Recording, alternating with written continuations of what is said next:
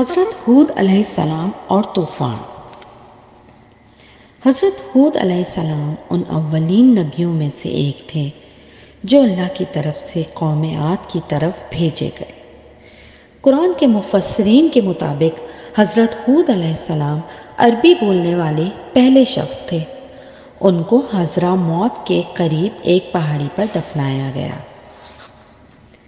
ایک قوم عاد حضرت نوح علیہ السلام کے پوتے ارم کی اولاد میں سے تھی۔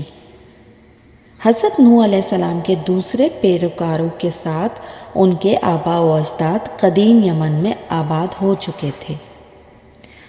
عاد کے لوگ بہت امیر تھے۔ انہیں بہت سے ستونوں والے شہر ارم کے لوگ کہا جاتا تھا۔ پہلے وہ حضرت نوح علیہ السلام کے مذہب پر کاربند رہے، لیکن جب وہ ترقی کرنے لگے وہ برے راستے پر چل پڑے۔ پھر اللہ نے انہی میں سے حضرت ہود علیہ السلام کو ایک مخلص اور قابل اعتماد صلح کرنے والے کے طور پر خبردار کرنے کے لیے بھیجا۔ حضرت ہود علیہ السلام نے انہیں بتایا، اے میری قوم کے لوگوں، اللہ کا حکم مانو، تمہارا کوئی رب نہیں سوائے اللہ کے، تمہارے سب دوسرے خیالات غلط ہیں۔ اے میری قوم کے لوگوں، اپنے اللہ سے ندامت اور شرمندگی کے ساتھ معافی مانگو، وہ تمہارے لیے کثرت سے بارش برسائے اور تمہاری طاقت میں اضافہ کر دے گا۔ اپنے برے کاموں کی وجہ سے اس سے منہ نہ پھیرو۔ مگر قبیلے کے بڑوں نے انہیں بے وقوف اور جھوٹا کہہ کر مسترد کر دیا۔ حضرت ہود علیہ السلام نے انہیں یہ کہہ کر مزید یقین دلایا، اے میری قوم کے لوگوں، میں کوئی سادہ لو آدمی نہیں ہوں، میں کائنات کے آقا کی طرف سے پیغمبر ہوں۔ مجھے اس کی خواہش کے بارے میں بتانا ہے اور تمہیں ایماندارانہ مشورہ دینا ہے۔ کیا اسے عجیب سمجھتے ہو کہ تمہارے آقا کی طرف سے انتباہ تمہارے ہی جیسے انسان کے ذریعے آئے؟ مگر عاد کے لوگوں نے گناہ جاری رکھے۔ انہوں نے کہا، ہود، تم نے ہمیں کوئی واضح ثبوت نہیں دیا۔ ہم اپنے خداؤں کو نہیں چھوڑیں گے صرف اس لیے کہ تم ایسا کہتے ہو، اور نہ ہی تم پر یقین کریں گے۔ حضرت ہود علیہ السلام نے انہیں خبردار کرتے رہے، تم مضبوط قلعے بناتے ہو اس خیال سے کہ تم ہمیشہ رہو گے۔ جب تم اپنی طاقت استعمال کرتے ہو تو تم بہت ظالموں کی طرح پیش آتے ہو۔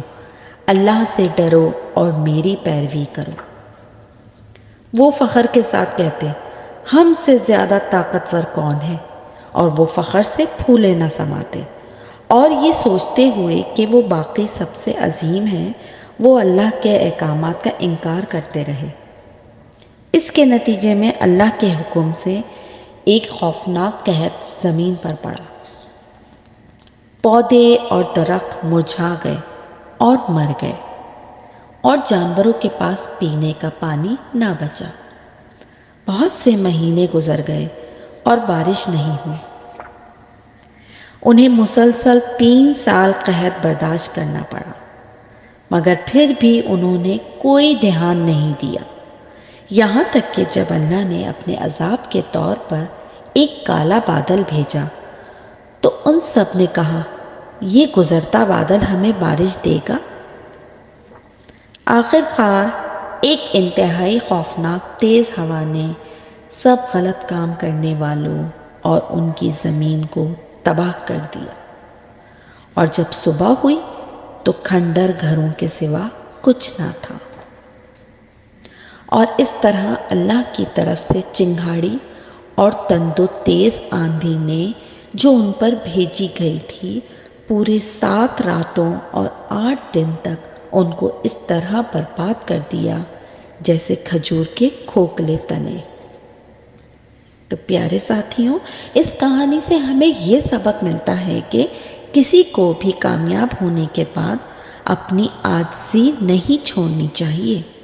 اپنے تمام کارناموں کا سہرا اللہ کو دینا چاہیے۔ ایسے نہ کرنے سے اس کی کامیابی اسی طرح برباد ہو سکتی ہے جس طرح عاد کے لوگوں کے عظیم گھر اللہ کے بھیجے ہوئے عظیم طوفان سے برباد کر دیے گئے۔ شکریہ۔